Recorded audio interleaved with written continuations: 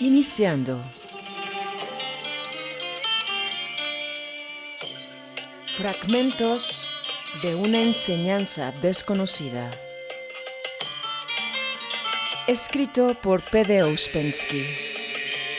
Despierta y aprende a mirar, a observar que hay detrás de ti,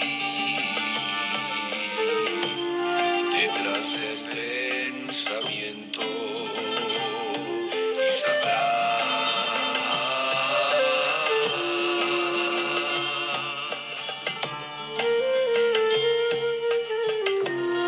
¿Acaso puedes sentir tu verdad, la verdad del universo?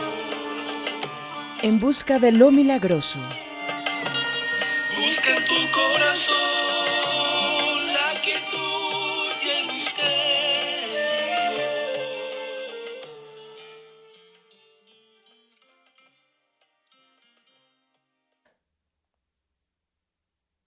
Capítulo 1. Regresé a Rusia al comienzo de la Primera Guerra Mundial, en noviembre de 1914, después de un viaje relativamente largo a través de Egipto, Ceilán e India. La guerra estalló cuando me encontraba en Colombo, desde donde me embarqué para regresar a través de Inglaterra. Al salir de San Petersburgo, yo había dicho que partiría en busca de lo milagroso. Lo, entre comillas, milagroso, es muy difícil de definir. Pero para mí, esta palabra tenía un significado muy definido. Mucho tiempo atrás había llegado a la conclusión de que para escapar del laberinto de contradicciones en que vivimos, había que encontrar un camino enteramente nuevo, diferente de todo lo que habíamos conocido o seguido hasta ahora. Pero, ¿dónde comenzaba este camino nuevo o perdido? Era incapaz de decirlo. Para entonces ya había reconocido como un hecho innegable que tras la fina película de falsa realidad existía otra realidad, de la cual, por alguna razón no precisada, algo nos separaba. Lo milagroso era la penetración en esta realidad desconocida. Me parecía que el camino hacia lo desconocido podría encontrarse en Oriente. ¿Por qué en Oriente? Era difícil de decirlo.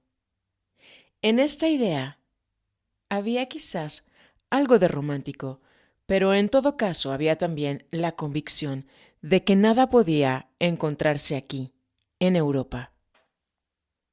Durante el viaje de regreso y las pocas semanas que pasé en Londres, todas las conclusiones a las cuales había llegado como resultado de mi búsqueda quedaron trastornadas por el salvajismo absurdo de la guerra y por todas las emociones que llenaban el aire, invadían las conversaciones, los diarios y que contra mi voluntad me afectaban a menudo.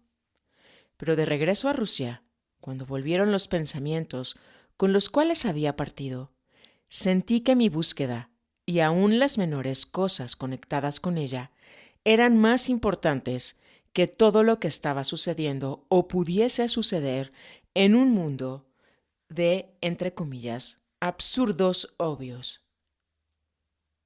Nota 1. Esto se refiere a un pequeño libro que tenía en mi infancia. Se llamaba Absurdos Obvios y pertenecía a la pequeña colección Stupin. Era un libro con ilustraciones tales como un hombre cargando una casa sobre sus espaldas, un carruaje con ruedas cuadradas, etc. Este libro me había impresionado mucho en aquel entonces, porque tenía muchos dibujos cuyo carácter absurdo yo no podía descubrir. Aparecían exactamente como las cosas ordinarias de la vida. Luego comencé a pensar que este libro presentaba efectivamente cuadros de la vida real, al convencerme cada vez más, cuando seguí creciendo, de que la vida toda no está hecha sino de absurdos obvios. Mis experiencias ulteriores no hicieron más que confirmar en mí esta convicción. Fin de la nota.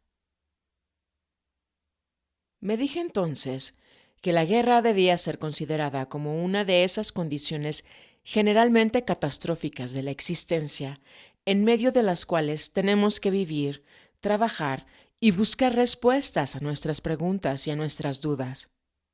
La guerra, la gran guerra europea en cuya posibilidad yo no había querido creer y cuya realidad durante mucho tiempo no había querido reconocer, se había convertido en un hecho. Y bien, estábamos en ella, y vi que debía ser tomada como un gran memento mori, que nos mostraba que era urgente apresurarse y que era imposible creer en una vida que no condujera a ninguna parte. La guerra no me podía tocar personalmente. En todo caso, no antes de la catástrofe final que, por cierto, me parecía inevitable para Rusia, y quizás para toda Europa, aunque todavía no inminente. A pesar de que en aquella época, naturalmente, la catástrofe en marcha parecía solamente temporal, y nadie había podido aún concebir toda la amplitud de la ruina, de la desintegración y de la destrucción, a la vez interior y exterior, en la cual tendríamos que vivir en el futuro. Resumiendo el conjunto de mis impresiones de Oriente, y particularmente de la India, tenía que admitir que al regreso mi problema parecía todavía más difícil y más complicado que al partir. La India y Oriente no solo no habían perdido nada de su milagroso atractivo, sino que por el contrario, este atractivo se había enriquecido con nuevos matices que anteriormente yo no podía sospechar. Había visto claramente que podía encontrarse algo en Oriente, algo que desde hacía mucho tiempo había dejado de existir en Europa, y consideraba que la dirección que yo había tomado era la correcta. Pero al mismo tiempo había adquirido la certeza de que el secreto estaba escondido mucho mejor y más profundamente de lo que yo había podido prever. Al partir, ya sabía que iba en busca de una o de varias escuelas. Había llegado a esta conclusión hacía ya tiempo, al irme dando cuenta de que los esfuerzos personales independientes no podían ser suficientes y de que era indispensable entrar en contacto con el pensamiento real y viviente que debe existir en alguna parte, pero con el cual hemos perdido toda conexión. Esto lo comprendía, pero la idea en sí que yo tenía de las escuelas se modificaría mucho durante mis viajes. En un sentido, se volvió más simple y más concreta. En otro sentido, más fría y más distante. Quiero decir que las escuelas perdieron su carácter de cuentos de hadas. En el momento de mi partida, todavía admitía muchas ideas fantásticas acerca de las escuelas. Admitir es quizás una palabra demasiado fuerte. Para decirlo mejor, soñaba con la posibilidad de un contacto no físico con las escuelas, de un contacto en alguna forma en otro plano. No podía explicarlo claramente, pero me parecía que el primer contacto con una escuela debía tener ya un carácter milagroso. Imaginaba, por ejemplo, la posibilidad de entrar en contacto con escuelas que habían existido en un pasado remoto, como la escuela de Pitágoras o las escuelas de Egipto o la escuela de los monjes que construyeron Notre Dame. Me parecía que las barreras del espacio y del tiempo desaparecerían al producirse tal contacto. La idea de las escuelas era en sí misma fantástica, y nada de lo que les concernía me parecía demasiado fantástico. Así que no veía ninguna contradicción entre mis ideas y mis esfuerzos para encontrar en la India escuelas reales, pues me parecía que era precisamente en la India donde me sería posible establecer algún tipo de contacto que podría luego volverse permanente e independiente de toda interferencia exterior. Durante mi viaje de regreso, lleno de encuentros y de impresiones de toda clase, la idea de las escuelas se volvió para mí mucho más real, casi tangible. Perdió su carácter fantástico, y esto sin duda, porque, como me di cuenta entonces, una, entre comillas, escuela, no requiere solamente una búsqueda, sino una selección o una elección por nuestra parte. De la existencia de las escuelas no podía dudar, pero me faltaba aún convencerme de que las escuelas de las que había oído hablar y con las cuales hubiese podido entrar en contacto no eran para mí. Eran escuelas de naturaleza francamente religiosa o semi-religiosa y de tono netamente devocional. No me atraían, sobre todo porque si hubiese buscado un camino religioso, habría podido encontrarlo en Rusia. Otras escuelas, más moralizadoras, eran de tipo filosófico ligeramente sentimental, con un matiz de ascetismo, como las escuelas de los discípulos o seguidores de Ramakrishna. Entre estos últimos había personas agradables, pero tuve la impresión de que les faltaba un conocimiento real. Otras escuelas, ordinariamente descritas como, entre comillas, escuelas de yoga, y que están basadas en la creación de estados de trance, participaban, bajo mi punto de vista, demasiado del género espiritista. Yo no podía tenerles confianza. Conducían inevitablemente a mentirse a uno mismo o bien a lo que los místicos ortodoxos de la literatura monástica rusa llaman seducción. Había otro tipo de escuelas con las cuales no podía tomar contacto y de las que solo oí hablar. Estas escuelas prometían mucho, pero igualmente exigían mucho. Exigían todo de una sola vez. Hubiera sido necesario quedarse en la India y abandonar para siempre toda idea de regreso a Europa. Habría tenido que renunciar a todas mis ideas, a todos mis proyectos, a todos mis planes y seguir un camino del cual no podía saber nada de antemano. Estas escuelas me interesaban mucho y quienes habían estado en relación con ellas y me habían hablado de ellas se destacaban nítidamente sobre el común de las personas. Sin embargo, me parecía que debía haber escuelas de un tipo más racional y que un hombre tenía el derecho hasta cierto punto de saber hacia dónde iba. Paralelamente, llegaba a la conclusión de que una escuela, no importa cómo se llame, escuela de ocultismo, de esoterismo o de yoga, debe existir sobre el plano terrestre ordinario como cualquier otro tipo de escuela de pintura, de danza o de medicina. Me daba cuenta de que la idea de escuelas en otro plano era simplemente un signo de debilidad. Esto significaba que los sueños habían reemplazado la búsqueda real. Así, llegué a comprender que los sueños son uno de los obstáculos más grandes en nuestro camino eventual hacia lo milagroso. En el camino hacia la India, hacía planes para futuros viajes. Esta vez deseaba comenzar por el Oriente musulmán. Sobre todo estaba atraído por el Asia Central, Rusa y Persia. Pero nada de esto estaba destinado a realizarse. De Londres, a través de Noruega, Suecia y Finlandia, llegué a San Petersburgo, que había sido ya rebautizada Petrogrado, y donde el patriotismo y la especulación estaban en todo su apogeo. Poco después, partí para Moscú y retomé mi trabajo en el periódico del cual había sido corresponsal en la India. Llevaba ahí ya cerca de 6 semanas, cuando ocurrió un pequeño episodio que iba a ser el punto de partida de numerosos acontecimientos. Un día que me encontraba en la redacción del periódico, preparando la próxima edición, descubrí, creo que en La Voz de Moscú, una nota de prensa que se refería a la escenificación de una obra de ballet titulada La lucha de los magos, que se decía era la obra de un hindú. La acción debía situarse en la India y ofrecer un cuadro completo de la magia de Oriente, con milagros de faquires, danzas sagradas, etc.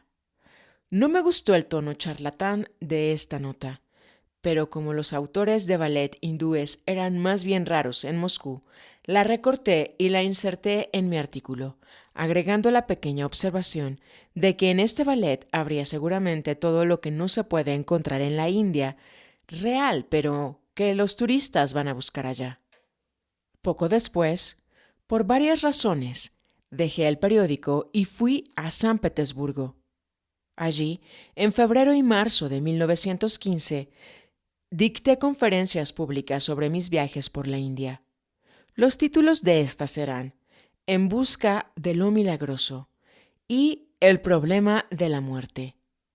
En estas conferencias, que debían servir de introducción a un libro sobre mis viajes que proyectaba a escribir, dije que en la India lo milagroso no se buscaba donde debía buscarse, que todos los caminos habituales eran inútiles y que la India guardaba sus secretos mucho mejor de lo que se suponía.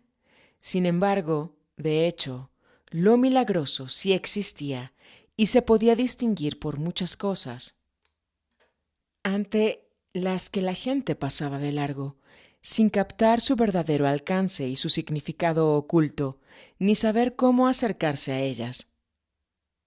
Seguía pensando todavía en las escuelas. A pesar de la guerra, mis conferencias despertaron considerable interés. Cada una de ellas atrajo a más de 1000 personas al Hall Alexandrovsky de la Duma Municipal de San Petersburgo. Recibí muchas cartas. La gente vino a verme y sentí que sobre la base de una búsqueda de lo milagroso, sería posible reunir a un número muy grande de personas que ya no podían tragar las formas usuales de mentira y vivir en la mentira. Después de la Pascua, salí de nuevo hacia Moscú para dar las mismas conferencias. Entre las personas que conocí en estas conferencias había dos, un músico y un escultor, que muy pronto comenzaron a hablarme de un grupo de Moscú dedicado a varias investigaciones y experimentos, entre comillas, ocultos, bajo la dirección de un cierto G, un griego del Cáucaso. Según deduje, se trataba del hindú, autor del argumento del ballet mencionado en el periódico, que había llegado a mis manos hacía 3 o 4 meses. Debo confesar que lo que estas dos personas me contaron acerca de este grupo y de lo que en él ocurría, toda clase de prodigios de autosugestión, me interesó muy poco. Había oído demasiadas veces historias de este género y me había formado una opinión muy clara sobre ellas. Señoras que súbitamente ven flotar en sus dormitorios ojos que las fascinan y que ellas siguen de calle en calle hasta la casa de un cierto oriental al cual pertenecen estos ojos. O bien personas que en presencia del mismo oriental sienten bruscamente que éste las está traspasando con la mirada, viendo todos sus sentimientos, pensamientos y deseos. Sienten una extraña sensación en sus piernas y no pueden moverse, cayendo en su poder hasta el punto de que él puede hacer de ellas lo que quiere, a una distancia. Tales historias me han parecido siempre como sacadas de una mala novela. La gente inventa milagros para sí misma e inventa exactamente lo que podría esperarse de ellos. Es una mezcla de superstición, autosugestión y debilidad intelectual. Pero estas historias, según lo que he podido observar, nunca aparecen sin cierta colaboración de parte de los hombres a los cuales están referidas. Así, prevenido por mis experiencias anteriores, ante los persistentes esfuerzos de M, uno de mis nuevos conocidos, acepté conocer a G y tener una conversación con él. Mi primera entrevista modificó enteramente la idea que tenía de él y de lo que me podía aportar. Lo recuerdo muy bien. Habíamos llegado a un pequeño café, alejado del centro de la ciudad, en una calle bulliciosa. Vi a un hombre que ya no era joven, de aspecto oriental, con bigotes negros y ojos penetrantes. En principio me asombró, porque parecía estar completamente fuera de lugar en tal sitio y dentro de tal atmósfera. Estaba todavía lleno de mis impresiones de Oriente y hubiera podido ver a este hombre con cara de raja hindú o de jeque árabe bajo una túnica blanca o un turbante dorado, pero sentado en este pequeño café de tenderos y de comisionistas, con su abrigo negro de cuello de terciopelo y su bombín negro, producía la impresión inesperada, extraña y casi alarmante de un hombre mal disfrazado. Era un espectáculo embarazoso, como cuando se encuentra uno delante de un hombre que no es lo que pretende ser y con el cual, sin embargo, uno debe de hablar y conducirse como si no se diera cuenta de ello. G hablaba un ruso incorrecto, con fuerte acento caucasiano, y este acento, que estamos habituados a asociar con cualquier cosa menos con ideas filosóficas, reforzaba aún más la extrañeza y el carácter sorprendente de esta impresión. No recuerdo el comienzo de nuestra conversación. Creo que hablábamos de la India, del esoterismo y de las escuelas de yoga. Entendí que G había viajado mucho, que había estado en muchos lugares de los cuales yo solo había oído hablar y había deseado vivamente conocer. No solamente no le molestaban mis preguntas, sino que me parecía que ponía en cada una de sus respuestas mucho más de lo que yo había preguntado. Me gustó su manera de hablar, que era a la vez prudente y precisa. M nos dejó. G me contó lo que hacía en Moscú. Yo no le comprendía bien. De lo que hablaba, se traslucía que en su trabajo, que era sobre todo de carácter psicológico, la química desempeñaba un gran papel. Como le escuchaba por primera vez, naturalmente, tomé sus palabras al pie de la letra. Lo que usted dice me hace recordar un hecho que me contaron sobre una escuela del sur de la India. Sucedió en Travancore. Un brahmán, hombre excepcional en más de un sentido, le hablaba a un joven inglés de una escuela que estudiaba la química del cuerpo humano y que había probado, decía él, que al introducir o eliminar diversas sustancias se podía cambiar la naturaleza moral y psicológica del hombre. Esto se parece mucho a lo que usted dice. Sí, dijo G. Es posible, pero al mismo tiempo puede que sea una cosa totalmente diferente. Ciertas escuelas aparentemente emplean los mismos métodos, pero los comprenden de una manera completamente distinta. La similitud de métodos, o aún de ideas, no prueba nada. Hay otra cuestión que me interesa mucho. Los yogis se sirven de diversas sustancias para provocar ciertos estados. ¿No se tratará en algunos casos de narcóticos? Yo mismo he hecho numerosos experimentos de esta índole, y todo lo que he leído sobre la magia me prueba claramente que las escuelas de todos los tiempos y de todos los países han hecho un amplio uso de narcóticos para la creación de estos estados que hacen posible la magia. Sí, contestó G. En muchos casos, estas sustancias son lo que usted llama narcóticos, pero estos pueden ser empleados, lo repito, para fines muy diferentes. Ciertas escuelas se sirven de narcóticos de la manera correcta. Sus alumnos, entonces, las toman para estudiarse a sí mismos, para conocerse mejor, para explorar sus posibilidades y discernir por adelantado lo que podrán efectivamente lograr al final de un trabajo prolongado. Cuando un hombre ha podido tocar de esta manera la realidad de lo que ha aprendido teóricamente, trabaja desde ese momento conscientemente, sabe a dónde va.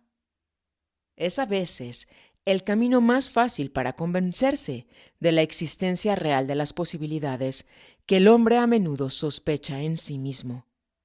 Para este fin, existe una química especial. Hay sustancias especiales para cada función. Cada función puede ser reforzada o debilitada, despertada o adormecida, pero es indispensable un conocimiento muy profundo de la máquina humana y de esta química especial. En todas las escuelas que siguen este método, no se efectúan los experimentos sino cuando son realmente necesarios y solo bajo el control experimentado y competente de hombres que pueden prever todos los resultados y tomar todas las medidas necesarias para prevenir consecuencias indeseables. Las sustancias empleadas en estas escuelas no son solamente narcóticos, como usted las llama, a pesar de que un gran número de ellas son preparadas tomando como base drogas tales como opio, hashish, etc. Otras escuelas emplean sustancias idénticas o análogas, no con fines de experimentación o de estudio, sino para alcanzar los resultados deseados, aunque sea por corto tiempo. El hábil uso de tales drogas puede volver a un hombre momentáneamente muy inteligente o muy fuerte. Por supuesto que después muere o enloquece. Pero esto no se tiene en consideración. Tales escuelas existen. ¿Ve usted? Entonces, que debemos hablar con prudencia de las escuelas. Pueden hacer prácticamente las mismas cosas, pero ser los resultados totalmente diferentes. Todo lo que G acababa de decir me interesaba profundamente. Sentía que había ahí puntos de vista nuevos que no se parecían en nada a lo que yo había encontrado hasta entonces. Me invitó a que lo acompañara a una casa donde se iban a reunir algunos de sus alumnos. Tomamos un coche para ir a Sokolniki. En el camino, G me contó hasta qué punto había interferido la guerra en sus planes. Muchos de sus alumnos habían partido desde la primera movilización. Se habían perdido aparatos e instrumentos muy costosos encargados al extranjero. Después me habló de los enormes gastos necesarios para su obra, de los costosos apartamentos que había alquilado y hacia los cuales creí entender que nos dirigíamos. Luego me dijo que su obra interesaba a numerosas personalidades de Moscú, profesores y artistas, según lo expresó. Pero cuando le pregunté de quiénes se trataba en concreto, no me dio ningún nombre. Le hago esta pregunta porque nací en Moscú. Además, he trabajado aquí durante 10 años como periodista, de manera que conozco más o menos a todo el mundo. G no contestó nada. Llegamos a un gran apartamento vacío sobre una escuela municipal. Pertenecía evidentemente a los profesores de esta escuela. Creo que estaba sobre la plaza del antiguo Estanque Rojo. Varios alumnos de G estaban reunidos, 3 o 4 jóvenes y 2 señoras que parecían ser maestras de escuela. Ya había estado yo en apartamentos como este. La ausencia misma de mobiliario reafirmó mi idea, ya que a las maestras de las escuelas municipales no se les proporcionaban muebles. Al pensar esto, experimenté un sentimiento extraño con respecto a G. ¿Por qué me había contado el cuento de los apartamentos tan caros? En primer lugar, este no era suyo. En segundo lugar, estaba exonerado de pago. Y por último, de haber sido alquilado, no habría costado más de 10 rublos al mes. Un bluff demasiado evidente. Pensé que esto debería tener algún significado. Me es difícil reconstruir el comienzo de la conversación con los alumnos de G. Oí varias palabras que me sorprendieron. Traté de descubrir en qué consistía su trabajo, pero no me dieron respuestas directas, empleando con insistencia en ciertos casos una terminología rara y para mí ininteligible. Sugirieron leer el comienzo de un cuento que, según ellos, había sido escrito por uno de los alumnos de G, que en ese momento no se encontraba en Moscú. Naturalmente acepté, y uno de ellos comenzó en voz alta la lectura de un manuscrito.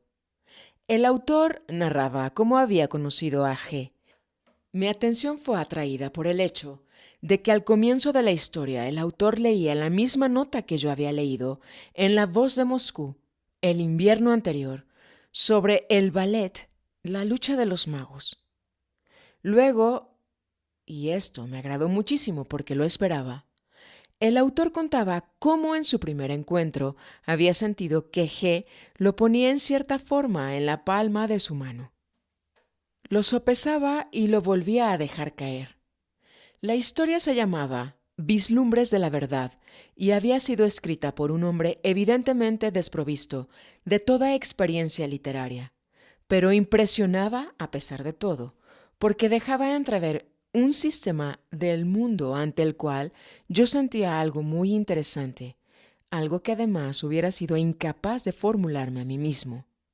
Ciertas ideas extrañas y del todo inesperadas sobre el arte encontraron también en mí una fuerte resonancia. Me enteré más tarde de que el autor era un personaje imaginario y de que el relato había sido escrito por dos de los alumnos de G presentes en la lectura, con la intención de exponer sus ideas bajo una forma literaria. Aún más tarde, me enteré de que la idea misma de este relato provenía de G. La lectura se detuvo al final del primer capítulo. Todo el tiempo G había escuchado con atención, sentado en un sofá con una pierna replegada bajo su cuerpo. Bebía café negro en un vaso grande. Fumaba y de vez en cuando me lanzaba una mirada. Me gustaban sus movimientos impregnados de una cierta seguridad y gracia felina. Hasta su silencio tenía algo que lo distinguía de los demás. Sentí que hubiera preferido encontrarlo, no en Moscú, no en este apartamento, sino en uno de esos lugares en que recientemente había estado, en el patio de entrada de una de las mezquitas de El Cairo, en medio de las ruinas de una ciudad de Ceilán, o en uno de los templos del sur de la India, Tanjore, Trichinópolis o Madura. Bien, ¿qué le parece esta historia?, preguntó G, después de un breve silencio, cuando hubo terminado la lectura. Le dije que la había escuchado con interés, pero que a mi modo de ver tenía el defecto de no ser clara. No se comprendía exactamente de qué se trataba. El autor relataba la muy fuerte impresión producida en él por una enseñanza nueva, pero no daba ninguna idea satisfactoria acerca de esta enseñanza. Los alumnos de G me señalaron que yo no había comprendido la parte más importante del relato. G no dijo ni una sola palabra. Cuando les pregunté cuál era el sistema que estudiaban y las características que lo diferenciaban, su respuesta fue de lo más vaga. Después hablaron del trabajo sobre sí, pero fueron incapaces de explicarme en qué consistía este trabajo. De manera general, mi conversación con los alumnos de G fue más bien difícil y sentí en ellos algo calculado y artificial, como si desempeñaran un papel aprendido de antemano. Además, los alumnos no estaban a la altura del maestro. Todos pertenecían a ese estrato particular de la inteligencia de Moscú, más bien pobre, que yo conocía muy bien y de la cual no podía esperar nada interesante. Me pareció incluso que era verdaderamente extraño hallarnos en el camino de lo milagroso. Al mismo tiempo, los encontraba a todos amables y formales. Las historias que me había contado M no provenían evidentemente de esta fuente y no tenían nada que ver con ellos. Quisiera preguntarle algo, dijo G, después de un silencio.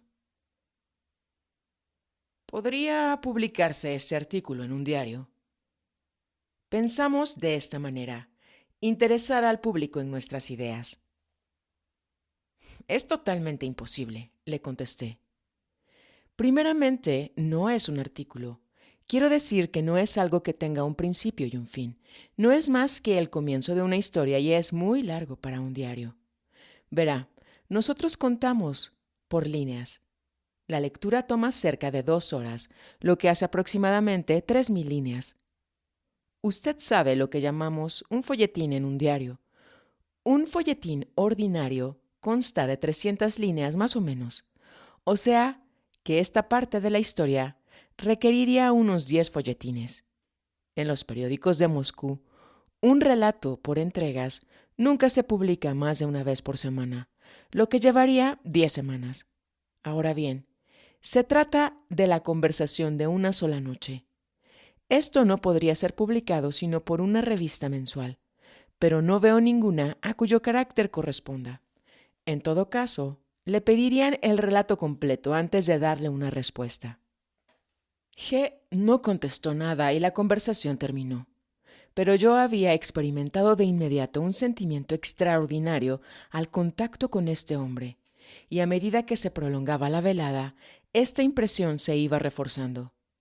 En el momento de despedirme, el siguiente pensamiento atravesó mi mente como un relámpago. Yo debía de inmediato, sin demora, arreglármelas para verlo de nuevo. Si no lo hacía, corría el riesgo de perder todo contacto con él. Le pregunté entonces si no podríamos vernos una vez más antes de mi partida para San Petersburgo. Me dijo que estaría en el mismo café al día siguiente, a la misma hora. Salí con uno de los jóvenes. Me sentía extraño. Una larga lectura de la cual poco había comprendido. Gente que no contestaba a mis preguntas. El mismo G, con su insólita manera de ser y la influencia sobre sus alumnos que yo había sentido constantemente. Todo esto provocó en mí un deseo desacostumbrado de reír, de gritar, de cantar, como si acabara de escaparme de una clase o de alguna extraña prisión.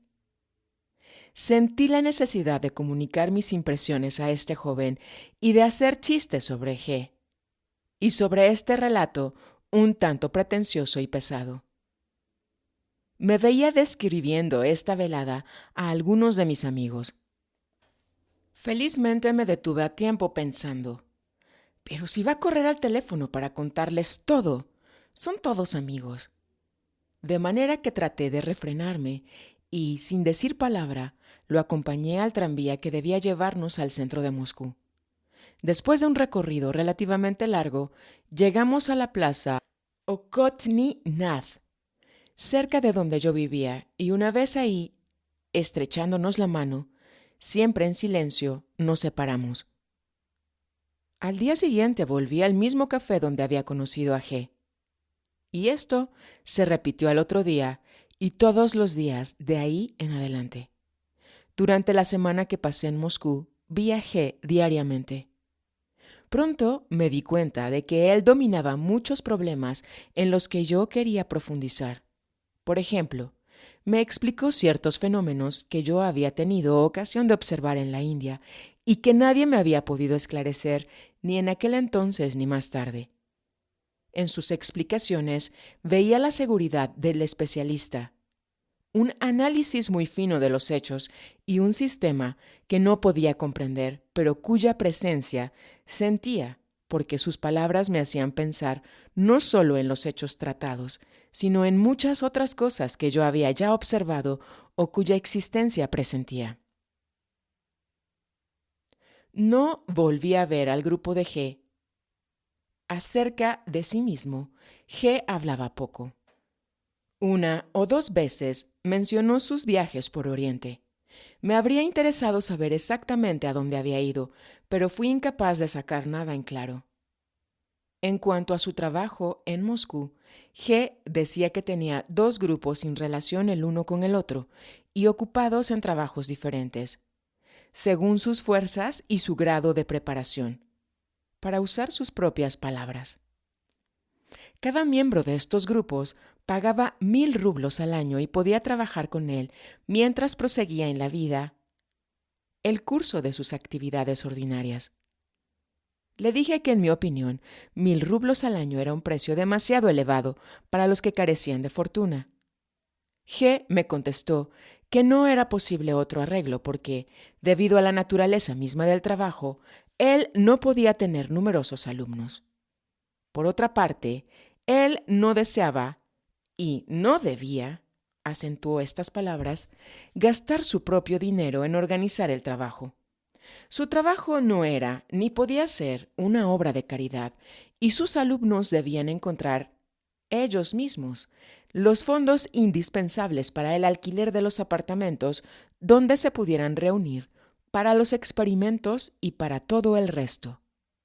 Además, dijo que la observación ha demostrado que las personas débiles en la vida se muestran igualmente débiles en el trabajo.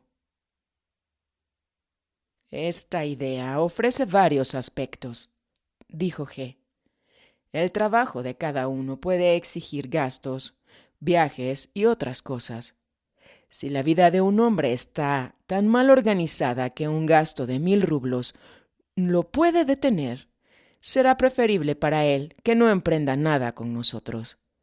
Supongamos que un día su trabajo le exija viajar a El Cairo o a otra parte. Debe tener los recursos para hacerlo. Mediante nuestra exigencia, vemos si es capaz o no de trabajar con nosotros.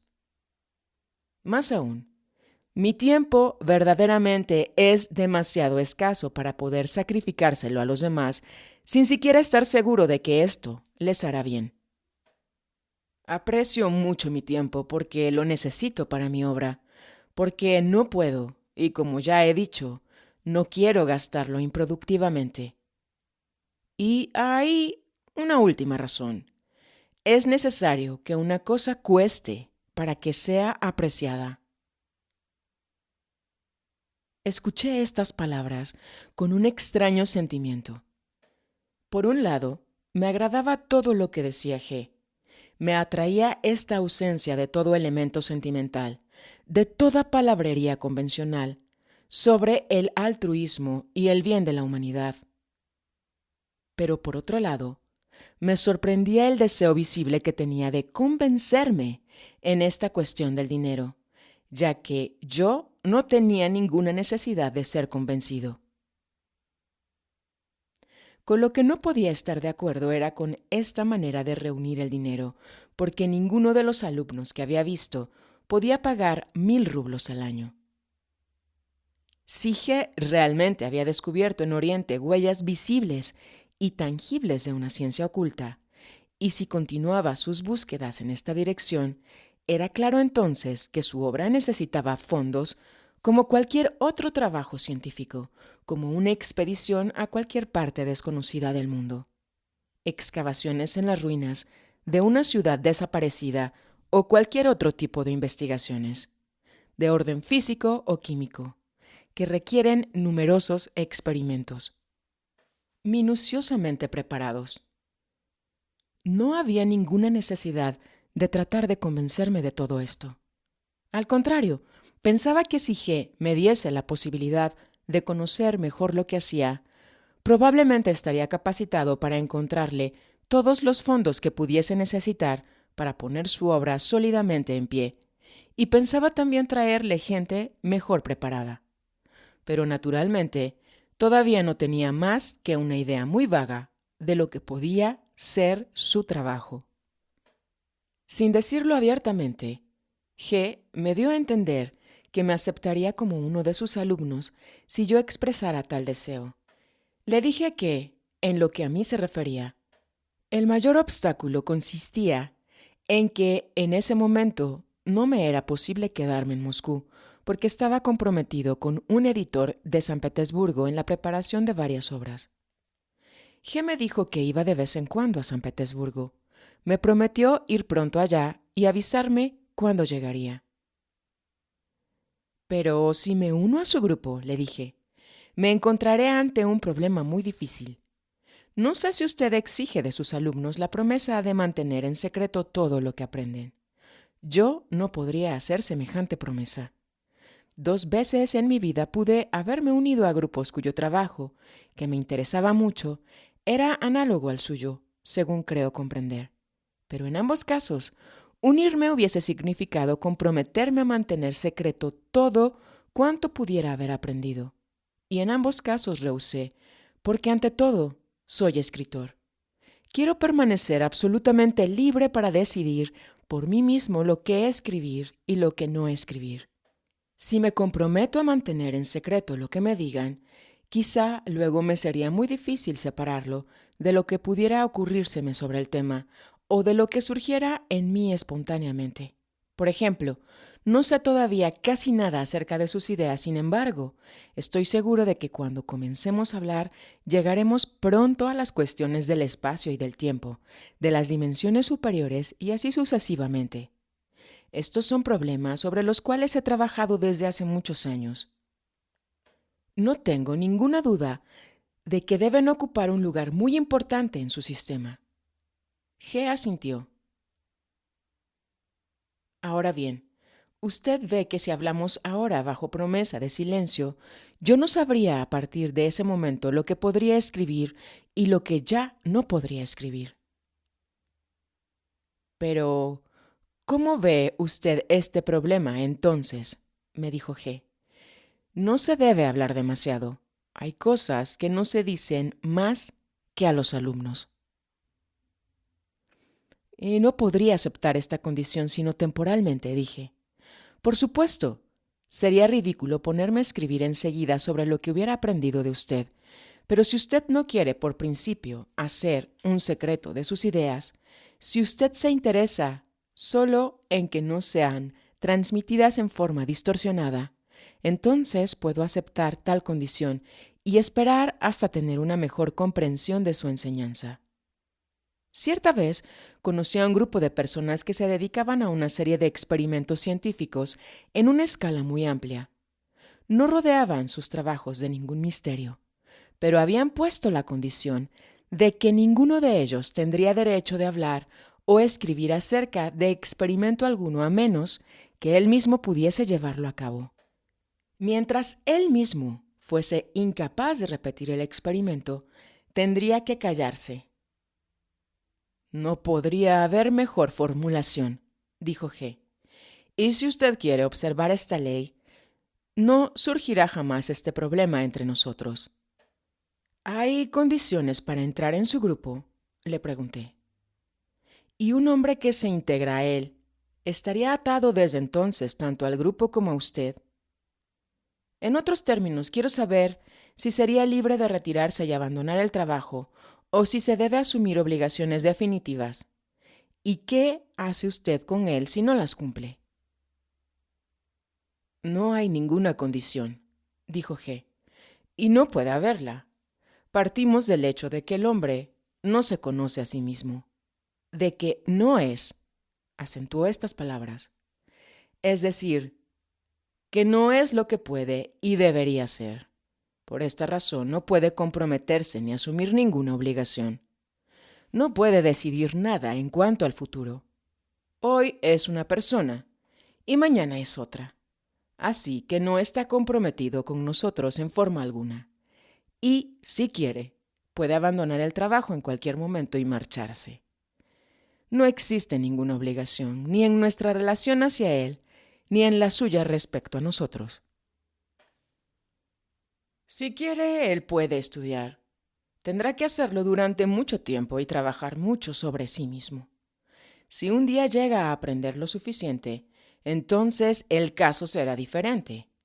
Verá por sí mismo si quiere o no nuestro trabajo. Si lo desea, podrá trabajar con nosotros, si no, puede irse. Hasta ese momento es libre. Si se queda después de esto, será capaz de decidir o de hacer sus arreglos para el futuro. Por ejemplo, considere usted esto. Un hombre puede encontrarse, no al comienzo, por cierto, sino más adelante, en una situación donde al menos por un tiempo debe mantener en secreto algo que ha aprendido. ¿Cómo podría un hombre que no se conoce a sí mismo comprometerse a guardar un secreto? Naturalmente puede prometerlo, pero ¿podrá mantener su promesa? Pues él no es uno. Hay en él una multitud de hombres. Uno entre ellos promete y cree que quiere guardar el secreto. Pero mañana otro en él se lo dirá a su mujer o a un amigo frente a una botella de vino, o bien dejará que cualquier vivo le tire de la lengua y le dirá todo aún sin darse cuenta. O bien alguien le gritará inesperadamente y al intimidarlo le hará hacer todo lo que quiera. ¿Qué tipo de obligaciones podría entonces asumir? No, con un hombre así no hablaremos seriamente. Para ser capaz de guardar un secreto, un hombre debe conocerse y debe ser. Y un hombre como todos los demás está muy lejos de esto. Algunas veces fijamos condiciones temporales para la gente. Es una prueba. Ordinariamente, muy pronto dejan de observarlas, pero esto no importa, porque nunca confiamos un secreto importante a un hombre en el cual no tenemos confianza. Quiero decir que para nosotros, esto no importa. Si bien destruye ciertamente nuestra relación con él, y él pierde así su oportunidad de aprender algo de nosotros, si es que hubiera algo que aprender. Esto también puede causar repercusiones desagradables para todos sus amigos personales, aunque quizás ellos no las esperen. Recuerdo que en una de mis conversaciones con G, en el curso de la primera semana en que nos conocimos, hablé de mi intención de regresar a Oriente. ¿Vale la pena pensar en ello?, le pregunté. ¿Y usted cree que puedo encontrar ahí lo que busco?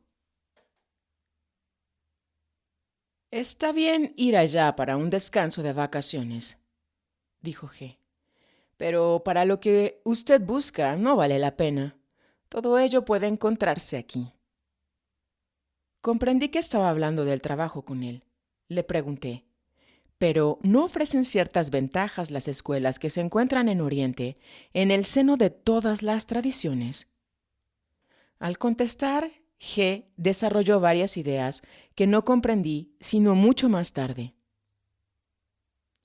Suponiendo que encontrase escuelas, usted no hallaría sino escuelas filosóficas, dijo. En la India hay solo escuelas filosóficas. Hace mucho tiempo las cosas quedaron repartidas así. En la India, la filosofía; en Egipto, la teoría; y en la región que corresponde hoy a Persia, Mesopotamia y Turquestán, la práctica. ¿Y sigue siendo así todavía?, pregunté.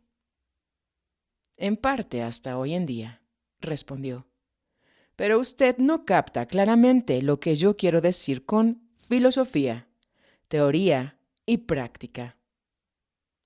Estas palabras no deben entenderse en el sentido ordinario. Hoy en día no encontrará usted en Oriente sino escuelas especiales. No hay escuelas generales. Cada maestro o gurú es un especialista en alguna materia. Uno es astrónomo, otro escultor, un tercero es músico.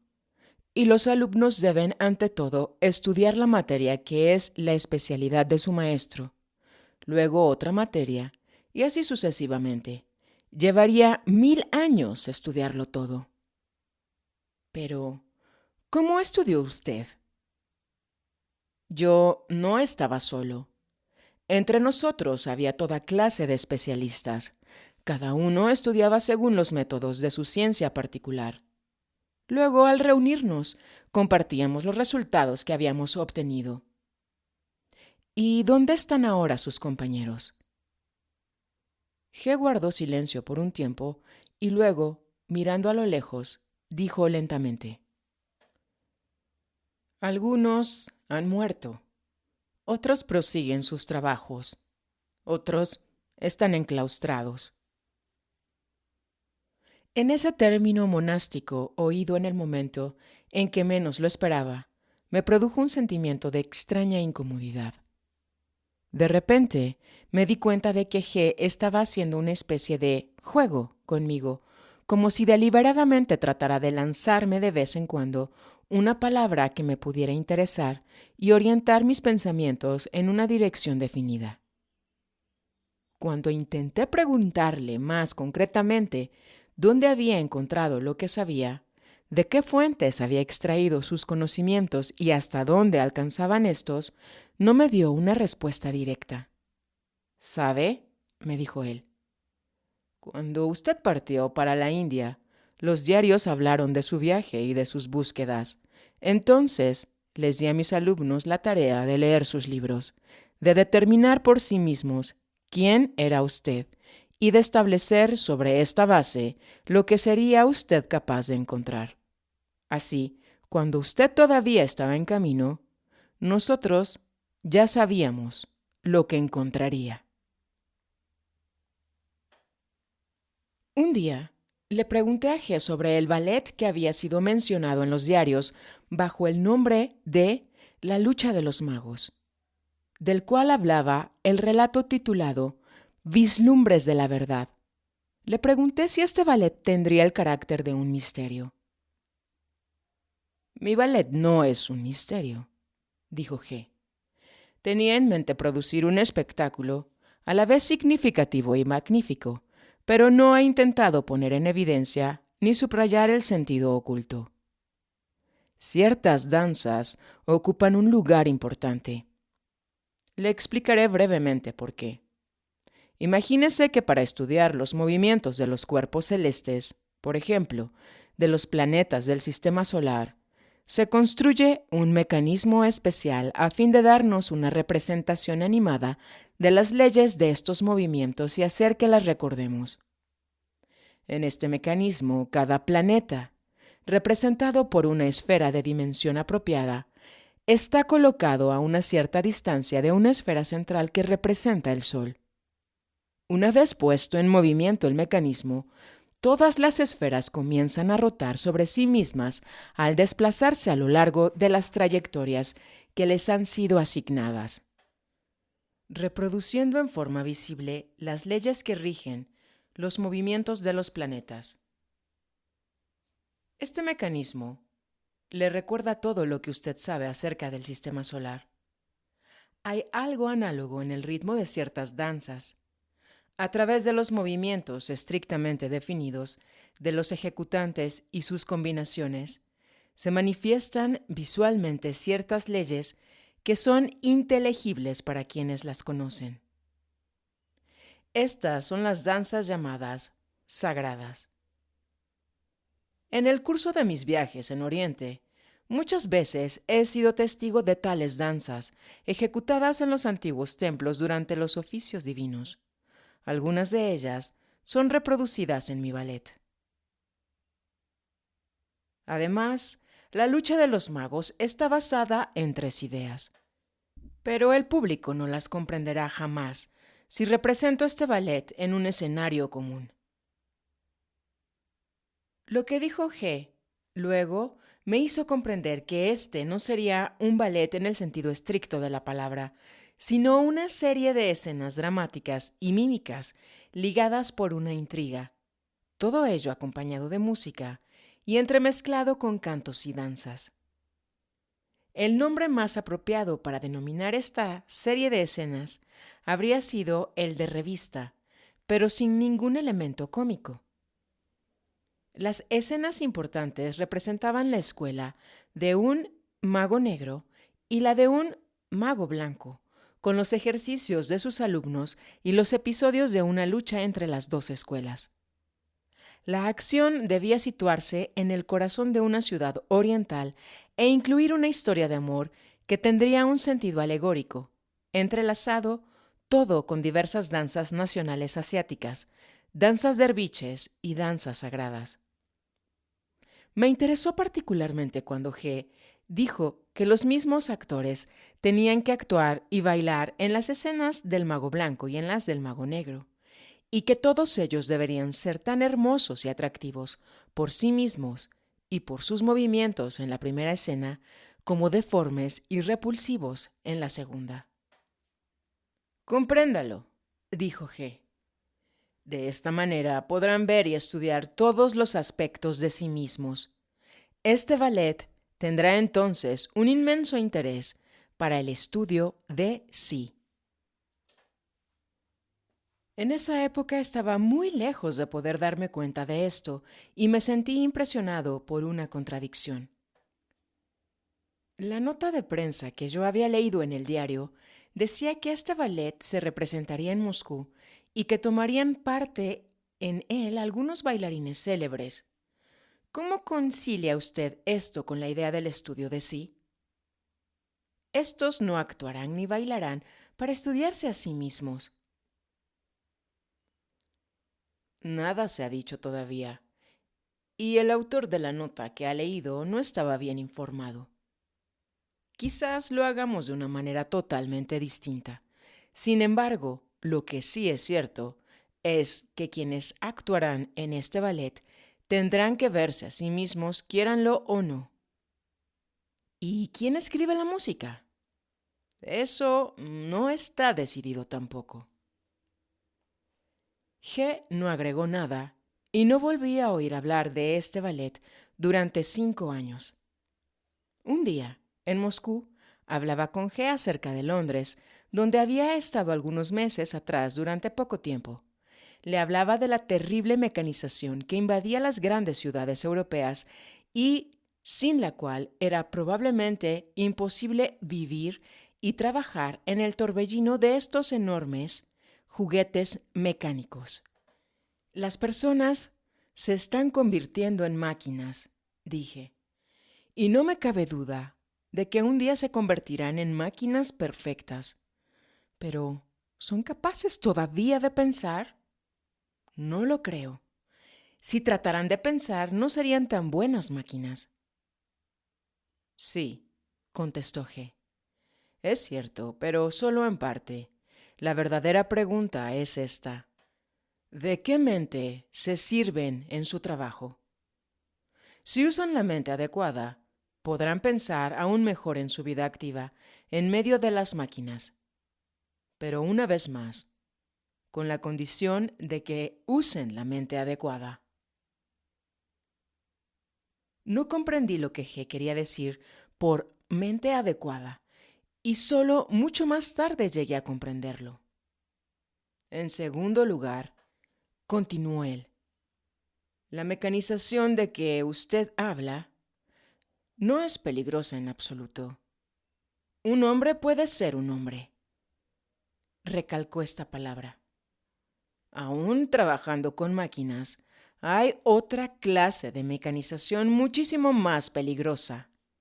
Ser uno mismo, una máquina. ¿Nunca ha pensado usted en el hecho de que todos los hombres son ellos mismos máquinas? Sí, desde un punto de vista estrictamente científico, todos los hombres son máquinas gobernadas por influencias exteriores, pero la cuestión está en saber si se puede aceptar totalmente el punto de vista científico. Científico o no científico, me da lo mismo, dijo G. Quiero que comprenda lo que digo. Mire, toda esa gente que usted ve, señaló a la calle, son simplemente máquinas, nada más. Creo comprender lo que usted quiere decir, dije, y a menudo he pensado cuán pocos son en el mundo los que pueden resistir a esta forma de mecanización y elegir su propio camino. Este es justamente su error más grave, dijo G. Usted cree que algo puede escoger su propio camino o resistir a la mecanización. Usted cree que todo no es igualmente mecánico. Pero, por supuesto que no, exclamé yo. El arte, la poesía, el pensamiento son fenómenos de un orden totalmente distinto. Exactamente del mismo orden. Estas actividades son tan mecánicas como todas las demás. Los hombres son máquinas, y de las máquinas no puede esperarse otra cosa que acciones mecánicas. Muy bien, le dije, pero ¿no hay quienes no sean máquinas? Puede que los haya, dijo G, pero usted no los puede ver. Usted no los conoce. Esto es lo que quiero hacerle comprender. No dejó de extrañarme que insistiera tanto sobre este punto. Lo que decía me parecía evidente e incontestable. Sin embargo, nunca me habían gustado las metáforas tan breves que pretenden decirlo todo. Siempre omiten las diferencias. Por mi parte, siempre había sostenido que lo más importante son las diferencias y que para comprender las cosas era necesario, ante todo, considerar los puntos en qué difieren. De modo que me pareció raro que G insistiera tanto sobre una verdad que me parecía innegable, siempre y cuando no se hiciera de ella algo absoluto y se le reconocieran algunas excepciones. Las personas se asemejan muy poco entre sí, dije. Considero imposible meterlos a todos en el mismo saco. Hay salvajes, hay personas mecanizadas, hay intelectuales, hay genios. Nada más exacto, dijo G. Las personas son muy diferentes, pero usted ni conoce ni puede ver la diferencia real entre ellas. Usted habla de diferencias que sencillamente no existen. Esto debe ser comprendido. Todas las personas que usted ve, que usted conoce, que usted puede llegar a conocer, son máquinas. Verdaderas máquinas que solamente trabajan bajo la presión de las influencias exteriores, como usted mismo ha dicho. Máquinas nacieron y como máquinas morirán. ¿Qué tienen que ver con esto los salvajes y los intelectuales? Ahora mismo, en este preciso momento, mientras hablábamos, varios millones de máquinas se esfuerzan en aniquilarse unas a otras. ¿En qué difieren entonces? ¿Dónde están los salvajes y dónde los intelectuales? Todos son iguales. Pero es posible dejar de ser máquina. Es en esto en lo que usted debería pensar y no en las distintas clases de máquinas. Por supuesto que las máquinas difieren. Un automóvil es una máquina, un gramófono es una máquina y un fusil es una máquina. Y esto que cambia es lo mismo. Siempre son máquinas. Esta conversación me recuerda a otra. ¿Qué piensa usted de la psicología moderna? Le pregunté un día a G, con la intención de llegar al tema del psicoanálisis del cual yo había desconfiado desde el primer día. Pero G no me permitió llegar tan lejos. Antes de hablar de psicología, dijo él, debemos comprender claramente de qué trata esta ciencia y de qué no trata. El verdadero objeto de la psicología son los hombres, los seres humanos. ¿Qué psicología? Recalcó la palabra. Puede haber, cuando no se trata sino de máquinas. Para el estudio de las máquinas lo que se necesita es la mecánica y no la psicología. Por eso comenzamos por el estudio de la mecánica.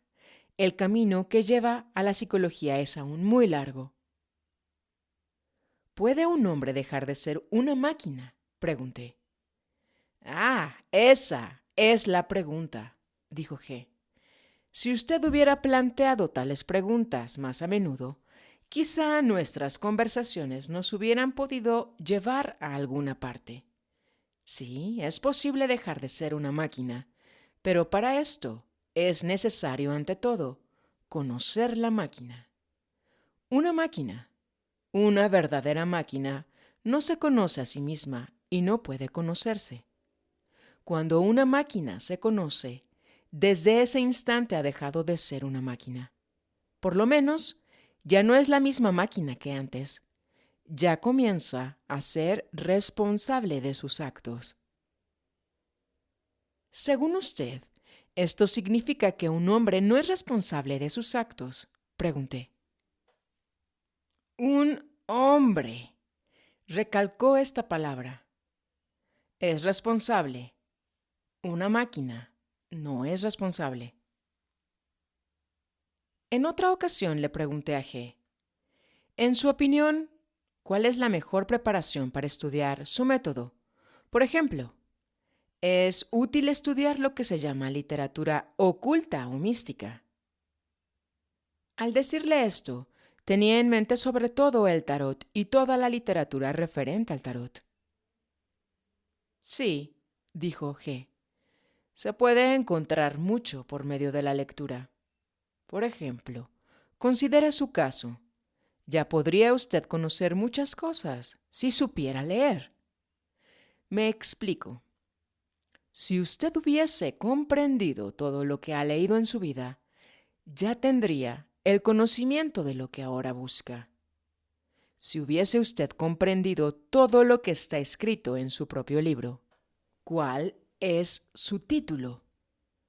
Y chapurreó en forma completamente imposible las palabras tertium organum. Yo vendría a inclinarme ante usted y a suplicarle que me enseñara.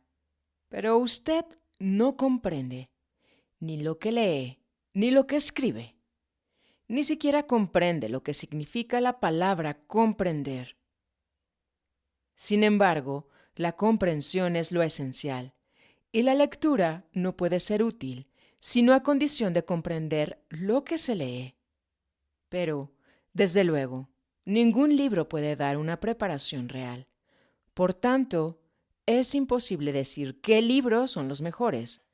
Lo que un hombre conoce bien, acentuó la palabra bien, eso es una preparación para él. Si un hombre sabe bien cómo hacer café o cómo fabricar bien un par de botas, entonces ya se puede hablar con él.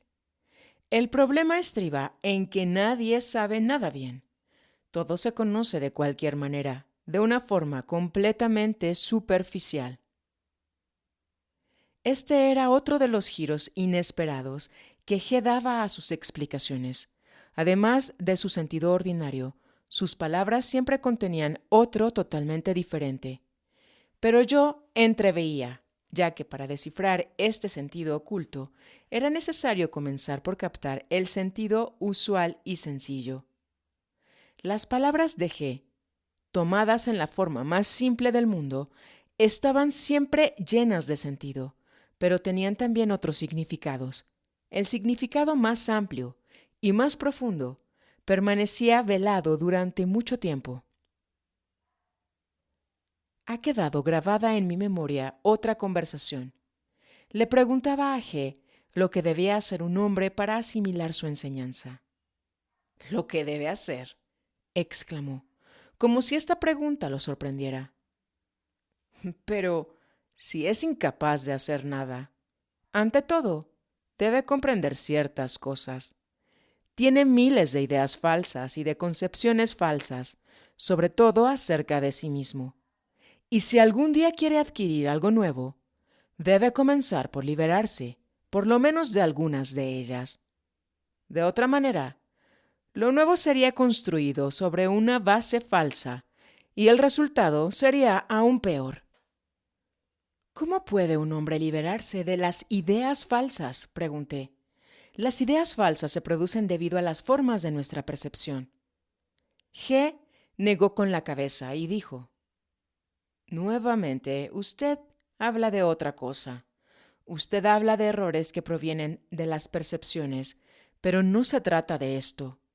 Dentro de los límites de las percepciones dadas, se puede errar en mayor o menor grado. Como ya he dicho, la suprema ilusión del hombre es su convicción de que puede hacer. La gente piensa que puede hacer, la gente quiere hacer, y su primera pregunta se refiere siempre a qué es lo que tiene que hacer. Pero a decir verdad, nadie hace nada, y nadie puede hacer nada. Es lo primero que hay que comprender. Todo sucede. Todo lo que ocurre en la vida de un hombre, todo lo que se hace a través de él, todo lo que viene de él, todo esto sucede. Y sucede exactamente del mismo modo que la lluvia cae porque la temperatura se ha modificado en las regiones superiores de la atmósfera. Sucede del mismo modo que la nieve se derrite bajo los rayos del sol, que el polvo se levanta con el viento. El hombre es una máquina. Todo lo que hace, todas sus acciones, todas sus palabras, sus pensamientos, sentimientos, convicciones, opiniones y hábitos son resultado de las influencias exteriores, de las impresiones exteriores. Por sí mismo, un hombre no puede producir un solo pensamiento, una sola acción. Todo lo que dice, hace, piensa, siente, todo esto sucede. El hombre no puede descubrir nada, no puede inventar nada. Todo esto sucede. Para establecer este hecho, para comprenderlo, para convencerse de su verdad, es necesario liberarse de miles de ilusiones sobre el hombre, sobre su creador, sobre su capacidad de organizar conscientemente su propia vida, y así sucesivamente. Nada de esto existe. Todo sucede. Los movimientos populares, las guerras, las revoluciones, los cambios de gobierno, todo esto sucede y sucede exactamente de la misma manera que sucede todo en la vida del hombre como individuo. El hombre nace, vive, muere, construye casas, escribe libros, no como él quiere, sino como esto sucede. Todo sucede. El hombre no ama, no odia, no desea. Todo esto sucede. Pero ningún hombre le creerá jamás si usted le dice que él no puede hacer nada. Nada se le puede decir a la gente que le sea más desagradable ni más ofensivo. Es particularmente desagradable y ofensivo porque es la verdad y porque nadie quiere conocer la verdad. Si usted lo comprende, no será más fácil hablar, pero una cosa es captar con el intelecto que el hombre no puede hacer nada y otra es sentirlo con toda su masa, estar realmente convencido de que es así y no olvidarlo jamás. Esta cuestión de hacer, y G recalcaba cada vez esta palabra, origina además otra cuestión. A la gente le parece siempre que los otros nunca hacen nada como debería ser, que los demás hacen todo al revés. Invariablemente, cada uno piensa que podría hacerlo mejor. Nadie comprende ni siente la necesidad de entender que lo que se hace actualmente, y sobre todo lo que ya ha sido hecho, de cierta manera, no podía haber sido hecho de otra manera. ¿Ha notado usted cómo hablan todos de la guerra? Cada uno tiene su propio plan y su propia teoría. Cada uno opina que no se hace nada como debería hacerse. Sin embargo, en realidad, todo se hace de la única manera posible. Si tan solo una cosa pudiera hacerse de modo diferente, todo podría llegar a ser diferente, y entonces, quizá, no hubiera habido guerra. Trate de comprender lo que digo. Todo depende de todo. Todo está relacionado. No hay nada separado. Por tanto, todos los acontecimientos siguen el único camino que pueden tomar. Si la gente pudiera cambiar, todo podría cambiar. Pero son lo que son y por tanto, las cosas también son lo que son. Esto era muy difícil de tragar.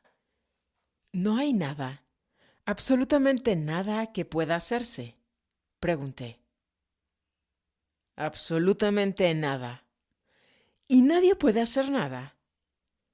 Eso ya es otro asunto. Para hacer hay que ser, y ante todo hay que comprender lo que esto significa. Ser. Si continuamos estas conversaciones, usted verá que nos servimos de un lenguaje especial y que para ser capaz de hablar con nosotros hay que aprender este lenguaje. No vale la pena hablar de eso en la lengua ordinaria, porque en esta lengua es imposible comprenderse. Esto le sorprende, pero es la verdad. Para llegar a comprender, es necesario aprender otro lenguaje. En el lenguaje que habla la gente, no puede comprenderse. Usted verá, más tarde, por qué esto es así. Luego uno debe aprender a decir la verdad. Esto también le parece extraño. Usted no se da cuenta de que hay que aprender a decir la verdad. Le parece que bastaría desearlo o decidir hacerlo. Y yo le digo a usted que es relativamente raro que la gente diga una mentira en forma deliberada. En la mayoría de los casos creen que dicen la verdad y sin embargo mienten todo el tiempo. tanto cuando quieren mentir como cuando quieren decir la verdad. Mienten continuamente. Se mienten a sí mismos y mienten a los demás. Como consecuencia, nadie comprende a los otros ni se comprende a sí mismo.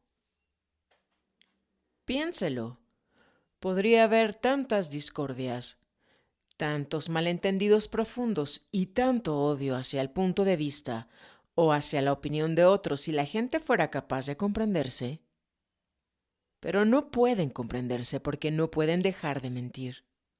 Decir la verdad es la cosa más difícil del mundo. Habrá que estudiar mucho y durante largo tiempo para un día poder decir la verdad. El deseo por sí solo no basta. Para decir la verdad, hay que llegar a ser capaz de conocer lo que es la verdad y lo que es mentira, ante todo en sí mismo. Pero esto es lo que nadie quiere saber. Las conversaciones con G y el giro imprevisto que le daba a cada idea me interesaban cada día más, pero tenía que irme a San Petersburgo. Recuerdo mi última conversación con él. Le había agradecido su consideración conmigo y sus explicaciones, que, como ya veía, habían cambiado muchas cosas para mí. Aún así, le dije, lo más importante son los hechos. Si pudiera ver hechos reales, auténticos, de naturaleza nueva y desconocida, solo ellos me convencerían de que estoy en el buen camino. Seguía pensando todavía en los milagros. Habrá hechos, me dijo G. Se lo prometo, pero no se puede comenzar por ahí. En aquel entonces no comprendí lo que quería decir. Solo lo comprendí más tarde, cuando G, manteniendo su palabra, me puso realmente delante de hechos. Pero esto no debía producirse sino 1 año y medio más tarde, en agosto de 1916. De nuestras últimas conversaciones en Moscú, guardo todavía el recuerdo de ciertas palabras pronunciadas por G, las cuales solo más tarde llegaron a ser inteligibles para mí. Me habló de un hombre que una vez había conocido yo estando con él y de sus relaciones con ciertas personas. Es un hombre débil, me dijo. Las personas se sirven de él, inconscientemente, por supuesto, y esto es así porque él las considera. Si no las considerase, todo sería distinto, y ellas mismas serían distintas. Me pareció extraño que un hombre no tuviera que considerar al prójimo. ¿Qué quiere decir usted con esta palabra considerar?, le pregunté. A la vez le comprendo y no le comprendo. Esa palabra tiene significados muy diferentes. Es todo lo contrario, dijo G. Esa palabra no tiene sino un significado. Trate de pensar en ello. Algún tiempo después comprendí lo que G llamaba consideración y me di cuenta del lugar enorme que ocupa en nuestra vida y de todo lo que proviene de ella. G llamaba consideración a la actitud que crea una esclavitud interior, una dependencia interior. Después tuvimos muchas ocasiones de volver a hablar sobre ello. Recuerdo otra conversación sobre la guerra.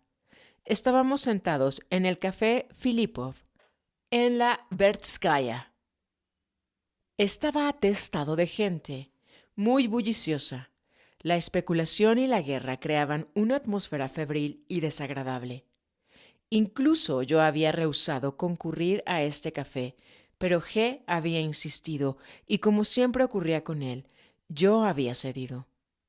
Ya para entonces había comprendido que algunas veces, deliberadamente, él creaba situaciones que hacían más difícil la conversación, como si me quisiera pedir un esfuerzo adicional y un acto de sumisión a condiciones desagradables e incómodas, en aras de hablar con él. Pero esta vez el resultado no fue muy brillante.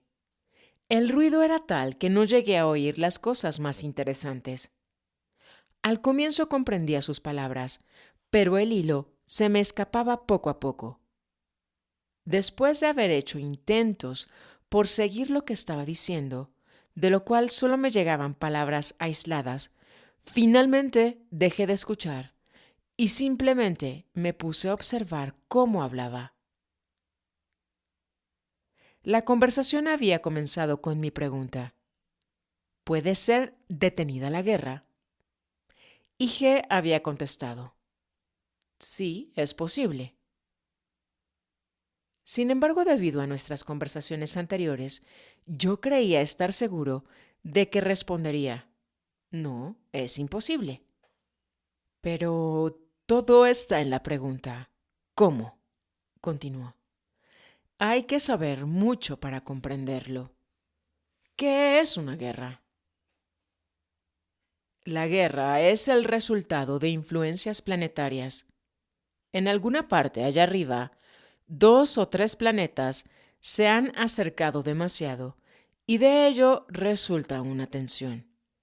¿Ha notado cómo se tensa usted cuando un hombre lo roza en una acera estrecha?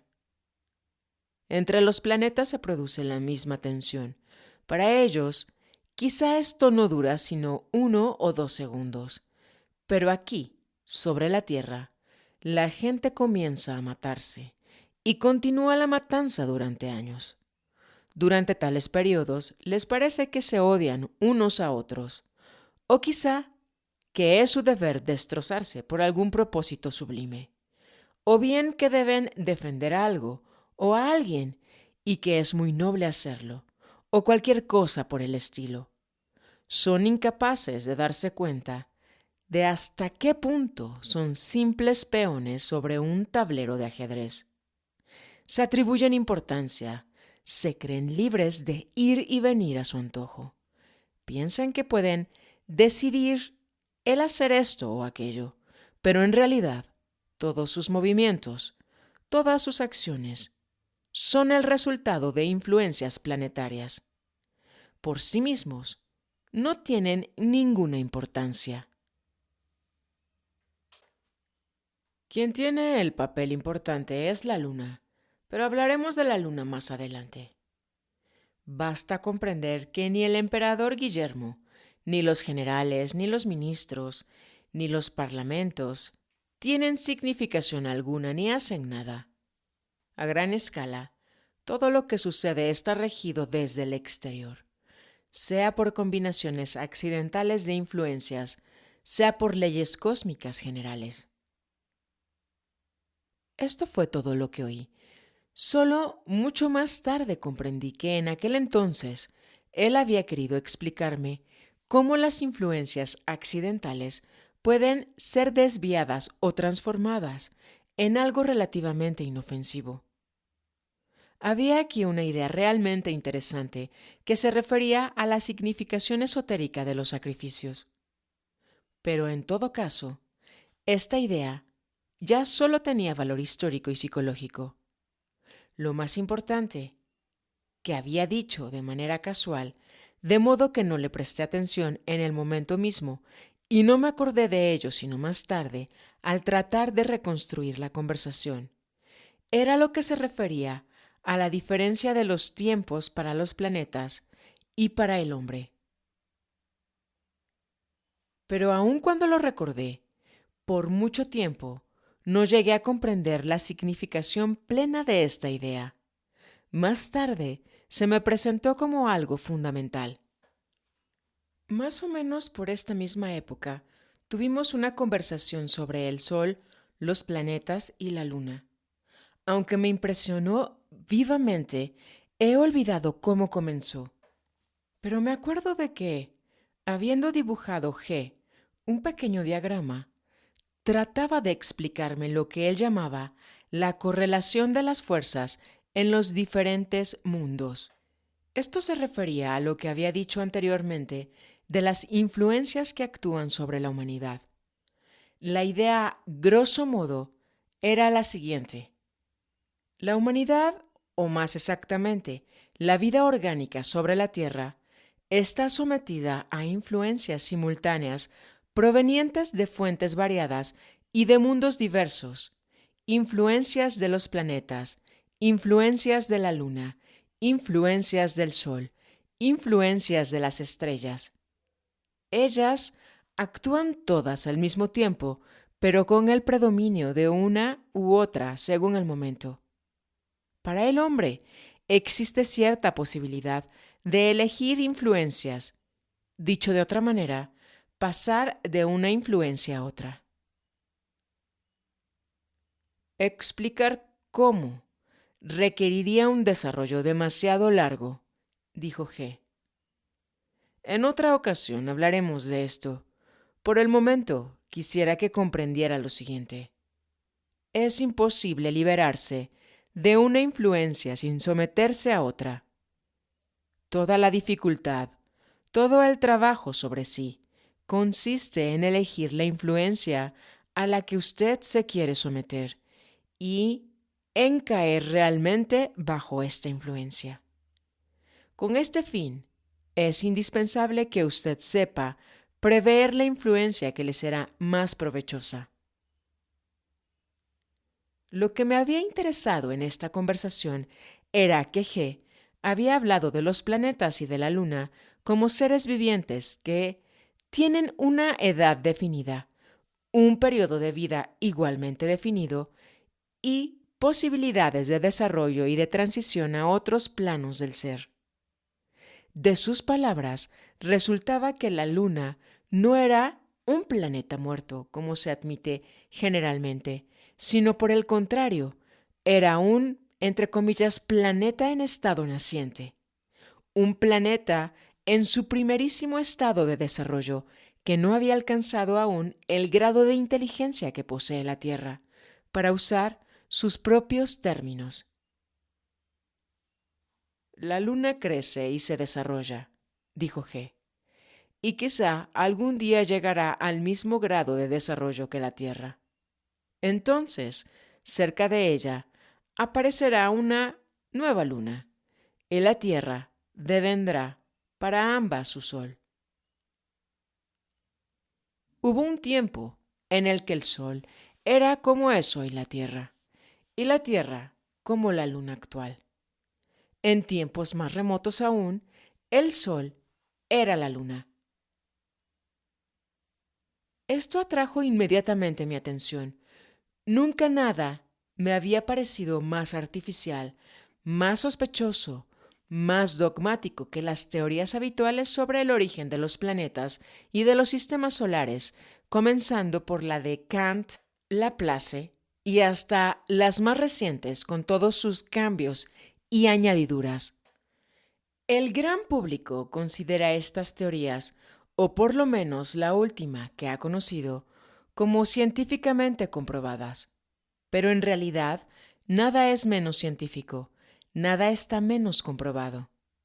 Por tanto, el hecho de que el sistema de G admitiera una teoría totalmente diferente, una teoría orgánica originada en principios enteramente nuevos y revelando un orden universal diferente, me pareció sumamente interesante e importante.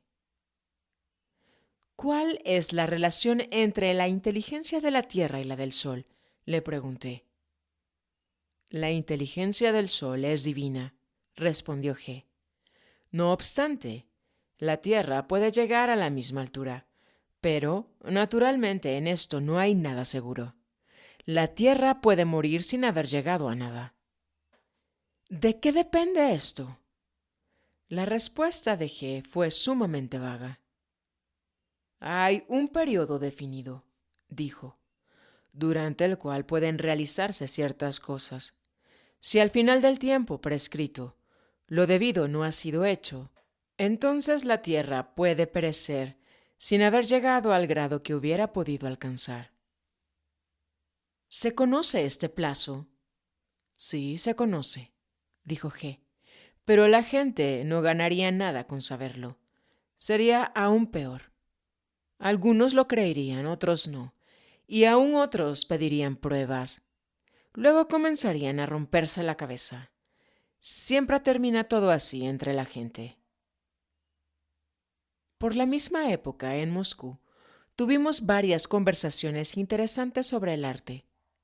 Guardaban relación con el trabajo que había sido leído la primera noche que viajé. Por el momento, dijo él, usted no comprende todavía que los hombres pueden pertenecer a niveles muy diferentes sin que aparezca el menor asomo de diferencia. Así como hay diferentes niveles de arte, también hay diferentes niveles de hombres. Pero hoy usted no ve que la diferencia entre estos niveles es mucho mayor de lo que supone. Usted coloca todo sobre un mismo plano, yuxtapone las cosas más disímiles y se imagina que los diferentes niveles le son accesibles. Todo lo que usted llama arte no es sino reproducción mecánica, imitación de la naturaleza, cuando no de otros artistas, simple fantasía y ensayo de originalidad. Todo esto no es arte para mí. El arte verdadero es completamente distinto. En ciertas obras de arte, en particular, en las más antiguas, uno queda fuertemente impresionado por muchas cosas que no puede explicarse y que no encuentra en las obras de arte modernas. Pero como uno no comprende cuál es la diferencia, la olvida muy rápido y continúa englobándolo todo bajo el mismo nombre. Y sin embargo, la diferencia entre su arte y el arte del que yo hablo es enorme.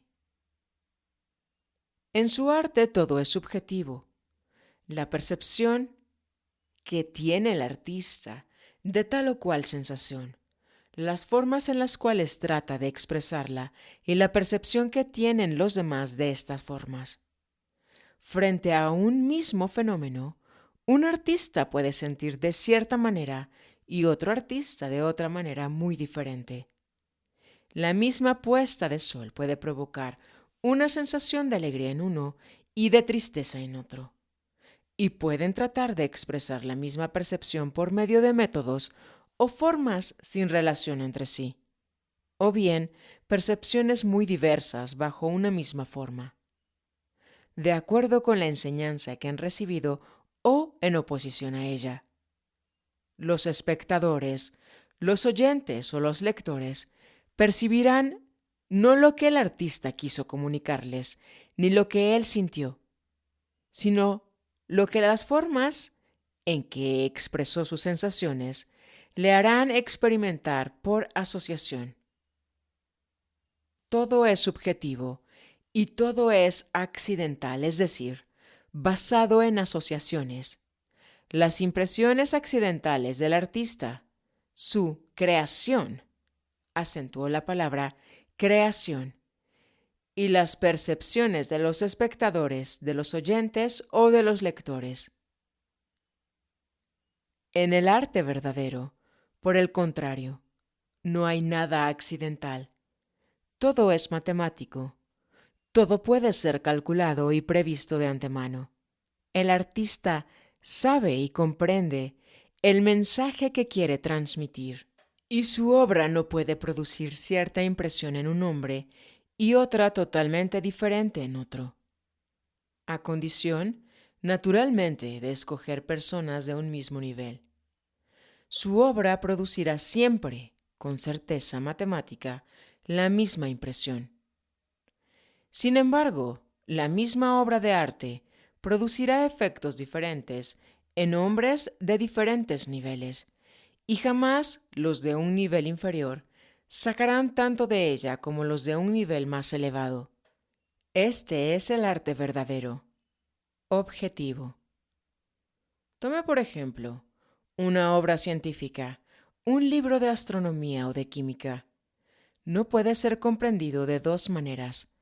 Todo lector suficientemente preparado comprenderá lo que el autor ha querido decir, y lo comprenderá precisamente en la forma en que el autor ha querido ser comprendido. Una obra de arte objetivo es exactamente similar a uno de estos libros, con la única diferencia de que ésta se dirige a la emoción del hombre y no a su cabeza. ¿Existen en nuestros días obras de arte de este género? Naturalmente que existen, respondió G. Una de ellas es la Gran Esfinge de Egipto, lo mismo que ciertas obras arquitectónicas conocidas, ciertas estatuas de dioses y muchas otras cosas. Ciertas figuras de dioses o de héroes mitológicos pueden leerse como libros, no con el pensamiento, lo repito, sino con la emoción, siempre que ésta se halle suficientemente desarrollada. Durante nuestros viajes por Asia Central, encontramos en el desierto, al pie del Hindu Kush, una curiosa escultura que a primera vista creíamos representaba a un antiguo dios o a un demonio. Al principio solo nos dio impresión de extrañeza, pero muy pronto comenzamos a sentir el contenido de esta imagen. Era un gran y complejo sistema cosmológico. Poco a poco, paso a paso, fuimos descifrando este sistema. Estaba inscrito en su cuerpo, en sus piernas, en sus brazos, en su cabeza, en su cara, en sus ojos, en sus orejas y por todas partes. Nada había sido dejado al azar en esta estatua. Nada estaba desprovisto de significación. Gradualmente, se aclaró para nosotros la intención de los hombres que la habían erigido. Entonces ya podíamos sentir sus pensamientos, sus sentimientos. Entre nosotros, algunos creían ver sus caras y oír sus voces. En todo caso, habíamos captado el sentido de lo que querían transmitirnos a través de miles de años, y no solo este sentido, sino todos los sentimientos y emociones conectados con él. Esto sí era verdadero arte. Me interesó muchísimo lo que G había dicho sobre el arte. Su principio de división entre arte subjetivo y arte objetivo me resultaba muy sugerente. No comprendía aún todo lo que ponía en sus palabras, pero siempre había sentido en el arte ciertas divisiones y gradaciones que no podía llegar a definir ni a formular y que ninguna otra persona había formulado nunca. No obstante, yo sabía que estas divisiones y gradaciones existían, de tal modo que todas las discusiones sobre el arte que no las admitieran me parecían frases huecas, sin sentido e inútiles. Gracias a las indicaciones que G me había dado de los diferentes niveles que no llegamos a ver ni a comprender, sentía que debía existir una vía de acceso a esta misma gradación que yo había sentido, pero que no había podido definir. En general, muchas de las cosas dichas por G me sorprendían. Había allí ideas que no podía aceptar y que me parecían fantásticas, sin fundamento. Otras, por el contrario, coincidían extrañamente con lo que yo mismo había pensado o reafirmaba los resultados a los que había llegado hacía mucho tiempo.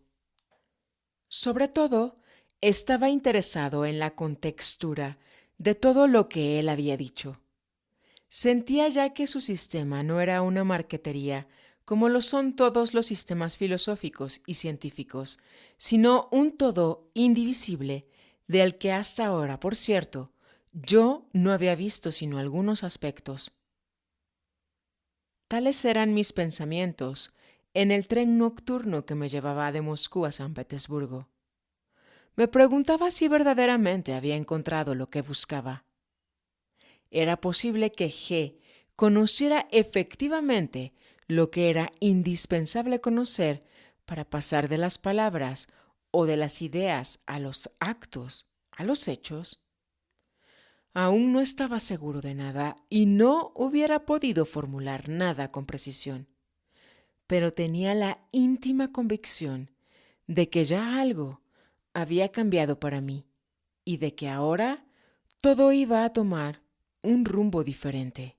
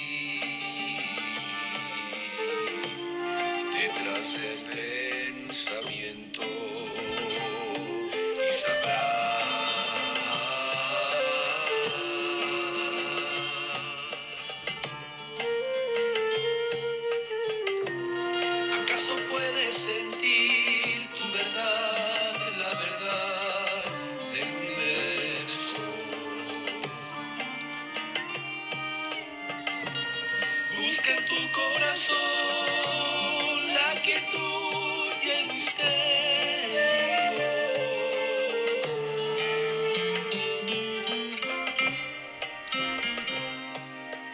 Emitiendo energía fina desde el eje neovolcánico, Puebla, México, hemisferio norte de la Gran América, uniendo intento con el guerrero, con el canto del guerrero Manuel, desde Buenos Aires, Argentina. Siendo un jueves 22 de junio del año 2023, 23 horas de la noche. Noche de verano en el hemisferio norte. Gracias, caminante, por tu compañía.